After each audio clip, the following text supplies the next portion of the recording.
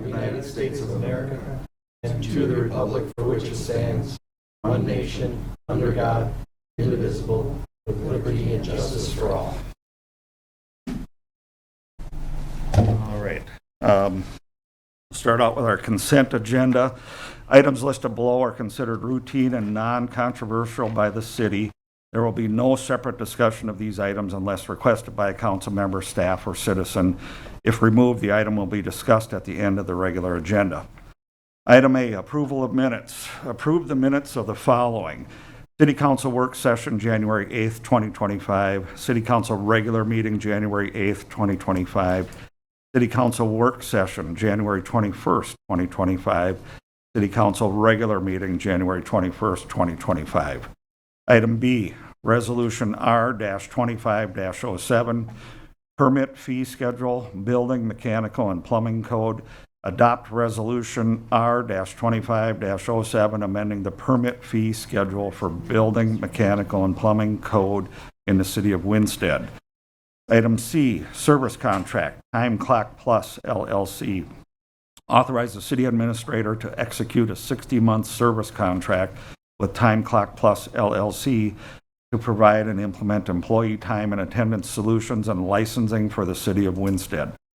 Item D, Resolution R-25-08, League of Minnesota Cities Insurance Trust, Sanitary Sewer Backup and Water Main Break Protection. Adopt Resolution R-25-08, establishing limited cleanup and property damage protection for sewer backups and water main breaks for water and sewer customers in the City of Winsted. Item E, Public Works Department mower acquisition. Authorize the city administrator to execute a quote from RecTech Sales and Service for the purchase of a 2024 Exmark 60-inch mower for an amount not to exceed $21,679. Item F, Public Works Building floor drain repair. Authorize the city administrator to execute a quote for Kim Ring Concrete Incorporated to remove and replace the floor drain at the Public Works Building located at 433 6th Street South for a cost not to exceed $9,800. Item G, hours of operation, Winsted City Hall. Approve hours of operation for the Winsted City Hall to be open to the public with the hours of 8 a.m. to 4:30 p.m. Monday through Thursday and 8 a.m. to 12 p.m. on Fridays from January 1st to December 31st of each year. Item H, Resolution R-25-09, Winsted Volunteer Fire Department donations. Adopt a resolution R-2509 accepting donations from multiple donors in memory of Miss Elaine Sherping to be dedicated to the Winsted Volunteer Fire Department's capital improvement plan. Item I, Resolution R-25-10, PERA, part-time police officer enrollment. Adopt Resolution R-25-10, making a request for certain part-time employees to be accepted as members of the Public Employees Police and Fire Plan in conjunction with the Public Employees Retirement Association. Item J, full-time officer to Mr. Larry Orzeka. Approve a conditional offer of employment for Mr. Larry Orzeka for the position of full-time police officer with the Winsted-Lest Prairie Police Department, contingent upon passing a criminal background check, psychological examination, and a drug and alcohol test. Item K, part-time police officer, Mr. Darren Yankee. Approve a conditional offer of employment for Mr. Darren Yankee for the position of part-time police officer with the Winsted-Lester Prairie Police Department, contingent upon passing a criminal background check, psychological examination, and a drug and alcohol test. Item L, appointment, Winston Volunteer Fire Department. Appoint Miss Lindsay Kraus to the position of emergency medical responder with the Winston Volunteer Fire Department, contingent upon passing a criminal background check, pre-employment physical, and a drug and alcohol test. Item M, resignation, Winston Volunteer Fire Department. Accept the voluntary resignation of Mr. Corbin Stender from the Winston Volunteer Fire Department effective February 5th, 2025. Item N, Security Bank and Trust Company pledge securities. Approve the pledge securities that Security Bank and Trust Company has purchased for the City of Winston for the month of January 2025. Item O, Building Permit Report, January 2025. Approve the building permit report for the month of January 2025. Item P, Financial Report, December 2024. Approve the financial report for the month of December 2024. Item Q, Claims. Approve the claims list for February 18th, 2025. That is the consent agenda. I would entertain a motion. Mr. Mayor, a motion to approve the consent agenda as presented, and I abstain from voting on item N. We have a motion. Is there a second? I'll second. All in favor? Aye. Aye. Motion carries. Next, new business, 2025 sanitary sewer rehabilitation project. We have our next three projects will all involve our city engineer. Mr. Eckstein is here to talk about all three of them. I do just want to mention that all three have been budgeted for and should be ready to go for projects. Go ahead, Josh. Thank you, Neil. Mr. Mayor, members of the council. So yeah, the first project here that we have, the sanitary sewer rehabilitation project. The project includes restoration of sanitary sewer pipes that are within or under the streets within the city of Winsted. This will restore the old pipe to like new condition, and it reduces the amount of I&I or inflow and infiltration into the sanitary sewer system. If you remember, every gallon of water that comes into this system, we have to treat at the treatment plant. So if we get rainwater, groundwater, any clean water that comes into that system, that's supposed to be a closed system, it just costs us more money on the back end. So we kind of kill two birds with one stone here by reinstating old pipe to new condition. We've got quite a bit of older either cast iron or clay tile pipe within town, the city, so we can reinstate that into a new condition and reduce I&I. So those are kind of the goals of the project. We have completed these projects in the past, and we kind of like to bite off kind of smaller chunks on an annual or semi-annual basis. So we haven't done one in a couple of years. Would like to kind of get back on track doing them either annually or semi-annually. We can talk about that a little bit at budget time. But we do have this one budgeted for, and we'll be moving forward if it's approved for our plans and specs. We'd look at in that May timeframe. We'd go out for bids in June, and then in July we would come back, look for authorization of the construction contract to the low bidder, and then somewhere in that late July all the way through even September the work would be done. We like to have a wide window that we offer these guys to come in. The projects we put together here in Winsted aren't relatively large, so we give them a wide window so they can fit it in between other larger projects. So we do give them through the end of the year to complete the work. In general, yeah, we are recommending to continue this rehabilitation program. Mostly this project area consists of sewer that's south of Main Avenue, so southern portion of town. Also the area where we're considering street reconstruction, the next street reconstruction, and our goal is to try to align the sanitary sewers ahead of that project. So we want to get the sewer mains replaced for new condition before we would move into the street reconstruction portion of that. So that is why some of the streets that we've selected are on that list. In order with that, we recommend in order to keep up with the rehabilitation needs of the overall sanitary sewer system, recommend to continue the lining projects. We recommend authorization of the 2025 CIPP project as outlined in Figure 1. Any questions? This has been done in town before in other sections of the... Yep. And it's worked well. Yep, it works well. What's our cost savings if you said, okay, we'll do the cured in place pipe versus, hey, we got to tear up the road, put the new pipe in? Yeah, I mean, it's 30 to 40% cost savings if you're got to tear up the street in order to do this work. Some of the other benefits are that we're not impacting residents. We're not closing the street while we do it, right? It can be done with traffic open, and at any time of the year. All right. And we don't see, we're kind of getting away from as much of the deep excavations as we can. So even on a project where we're reconstructing the pavements, we're moving to this technology because you don't get the settlements occur when you're digging down that 18 to 20 feet, which is where the sewer is. So Got it. What about lifespan of this piping versus, traditional new install? So the resin that's used to create this pipe is basically a plastic resin. So when it's cured out, it's essentially a PVC or a plastic pipe. So it has the same probably 90 to 100 year lifespan as a PVC pipe that you would put in the ground if you'd open cut. Very good. Thank you.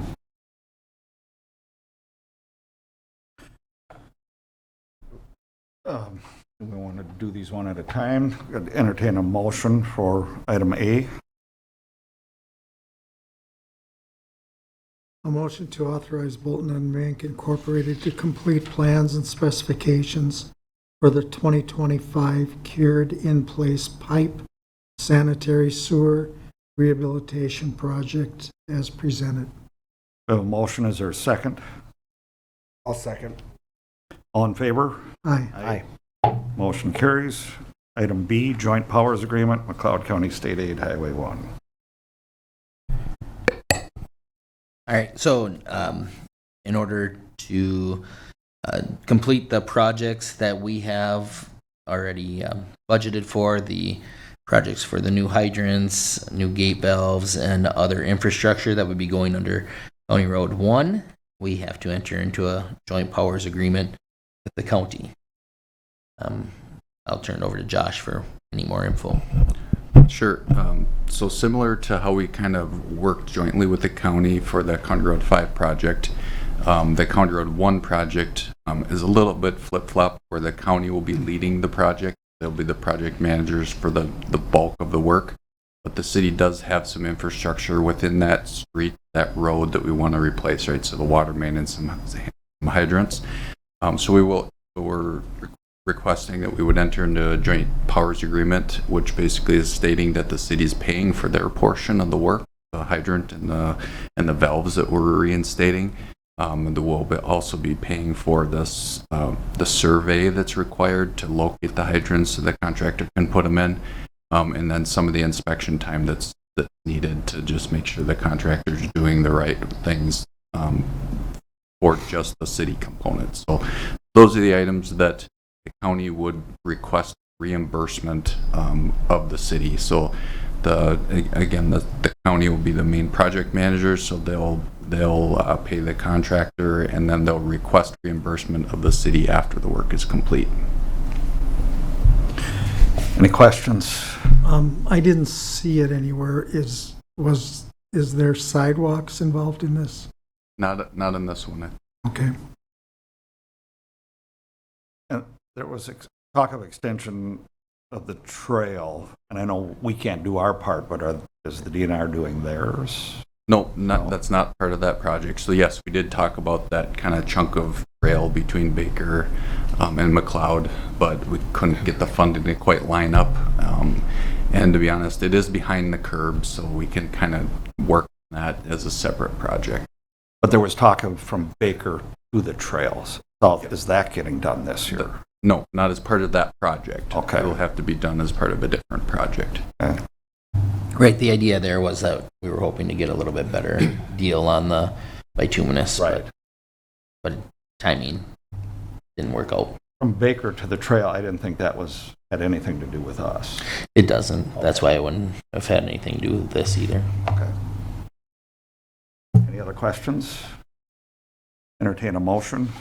I make a motion to authorize the mayor and the city clerk treasurer to execute a joint powers agreement with McLeod County, Minnesota for construction on County State Aid Highway 1, Babcock Avenue, Winsted, Minnesota. We have a motion. Is there a second? Second. All in favor? Aye. Aye. Motion carries. Item C, 2027 infrastructure improvement project. So a big part of this infrastructure improvement is part of our pavement management plan for the 2027 improvements. And once again, I'll turn it over to Josh to talk more in depth on those. Thanks, Neil. Yeah, so in a continued effort to maintain safe, reliable, and functional local transportation and infrastructure system and continue with timely repairs, 2027 street improvement project has been identified as a priority for the city. Street improvement planning and implementation, so that pavement management plan document that we've updated along the years has been an ongoing effort of city staff to evaluate aging infrastructure and prioritize right-sized projects completed over time in a fiscally responsible manner. The City of Winsted does own and maintain approximately 10 miles of streets within the city limits, so there's a very large dollar amount that's associated with those streets. And over the years, we have put this pavement management plan document together, which really identifies the worst rated streets and kind of identifies small enough projects of the right size at the right times. We're not just waiting until everything needs to be replaced. We're biting off small pieces over time, and that's really what that document does for us. As a result of that document and that planning effort, we have completed in recent history 4 major projects. So if you can recall back to 2012, we had the Westgate neighborhood was a part of this planning.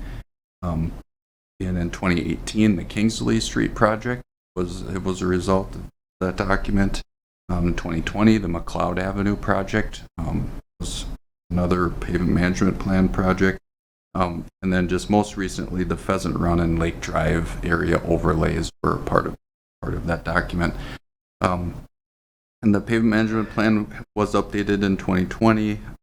There were 5 projects listed within that pavement management plan, and so there's 4 left. That the Pheasant Run and Winsted Lake Drive was the first one. The idea was that the 4 remaining projects would get consolidated into essentially 2. So all of them, so it's 5th Street, Albert, 5th Street, Trailline Avenue, Rosalie Avenue, Sherman Avenue, Arthur Avenue, Barrett Street gets combined into one project. They're all similar type projects, so the curb and gutter will need to be replaced, the asphalt, the pavement needs to be replaced, some water main work, quite a bit of storm sewer will be updated and improved, replaced, and then the sanitary sewer, the pipeline will be already lined with our lining project, but we might replace a manhole or 2 depending on what we find in the feasibility study. So all of those are just local residential streets. They fit well together to be bid as one type project.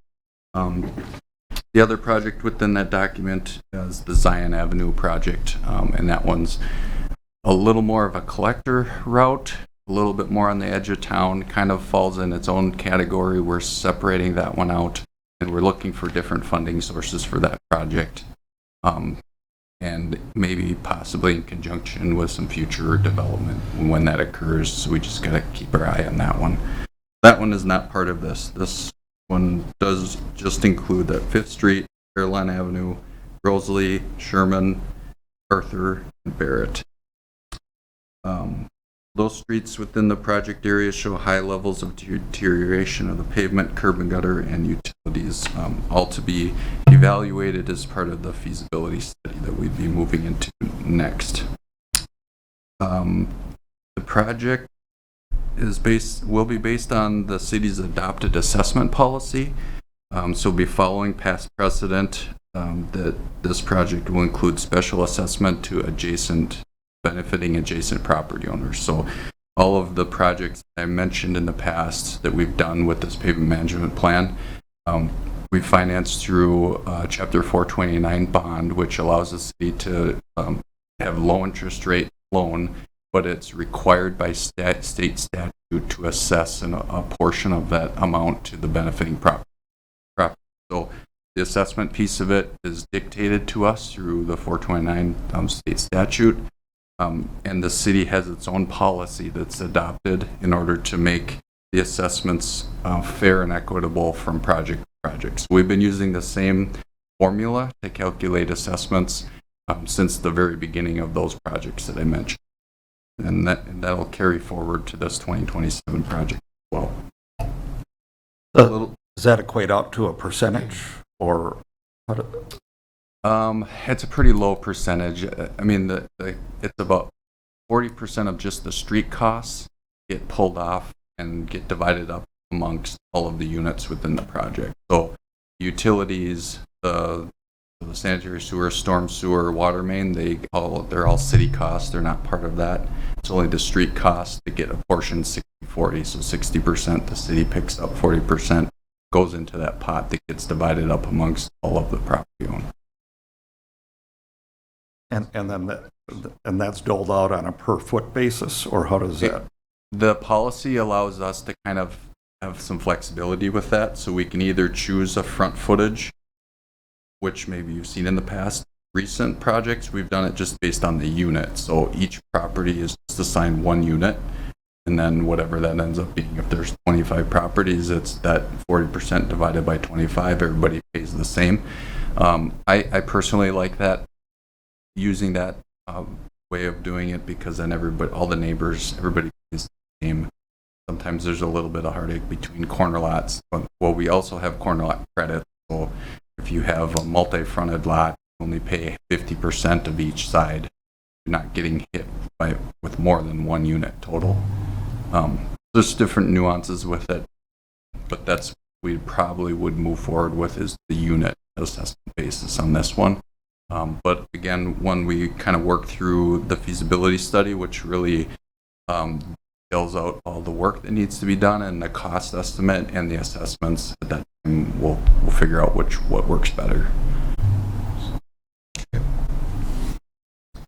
Going into the schedule, so we are a couple years out, which we like to do to really get this long runway of communication going to the property owners because of the assessments that are coming. So we're looking at tonight authorizing the topo survey, so we would get that topographic information of the project so we can get a good cost estimate. The geotechnical evaluation, so we would have a Braun or a geotechnical company would come in and do some soil boring so we understand what the pavement sections need to be, and all that kind of boils back to making sure we have the good cost estimate. And then a feasibility study, which really puts everything together in a narrative in a study document, and that is also required for that 429 bond. So we have to do a study of some sort, and there's certain pieces in there that are required statutorily for us to do. In July, we would host an open house. So we would put some boards, some project areas, some figures together, invite all of the property owners from the projects to come to here and just kind of have an open forum. I usually don't have a set presentation. Just let people come in, and we'll have a couple staff members that will have a number of different boards. People could come in and ask questions, comments, let us know what issues they might have on their property. It's actually a good place where I find out about drainage issues, about what's not working within the project areas, and we can bring that back and incorporate that into the study before the council receives the study in that October timeframe. And then we'll have an improvement hearing in April of 2026, which that will invite everyone in, and we'll talk about that feasibility study, and that's a formal presentation, formal setting, where we'll have estimates of the assessment role at that time. And the council will authorize that final design in the April timeframe, April 2026. We'll be working on project design September through December, bid in January of 27. Construction starts, or award the contract in February timeframe. Construction would start in the spring of 2027. Most likely it'll take the full construction year, and then at the end of the summer, in like that October timeframe, we'll have a final assessment hearing, and that'll be the hearing where I go over all of the final costs and The council will set that assessment roll, and then the final assessments will be levied on the properties on their first half of their taxes in 2028. So property owners won't see those amounts coming in or being due until 2028. That gives a kind of a timeline of the project. So there's 2 formal hearings and 1 open house that we would be inviting property owners in to go over the project. And kind of, a long runway just to make sure we're working with staff, we're getting all the improvement that need to be completed as part of the project into those design plans. I would recommend authorizing the 2027 improvement project feasibility study, including topographic survey and geotechnical analysis. Any other questions? Questions? Entertain a motion. I'll make a motion to authorize Bolton and Mank to complete a feasibility study, including topographical study and geotechnical analysis for the proposed 2027 infrastructure improvement project as presented. A motion, is there a second? Second. A motion is second, all in favor? Aye. Motion is passed. Come to the open forum portion of our program. Open forum provides residents with the opportunity to address an issue that is not on the agenda with the City Council. City Council will not take official action on items discussed during open forum, except to refer items to staff for future report or follow-through. If you wish to address the City Council, please state your name, address, and topic that you wish to discuss. Speakers will be limited to 5 minutes to discuss an issue, and the mayor will limit discussion on any one topic to 10 minutes. Is there anyone that would like to participate in the open forum tonight? Doesn't look like it, so we will go to the city administrator update and announcement. The only thing I have is just a reminder that our hours will be changing on Fridays from 8 until noon. Right, Tom, do you have anything? I do not, Mr. Mayor. Matt? Nope. Tim? No, sir, Mr. Mayor. All right, I think we're going to go back to the old format. I will entertain a motion to adjourn. I like it better. So, Motion to adjourn. is there a second? I'll second. All in favor? Aye. We're adjourned.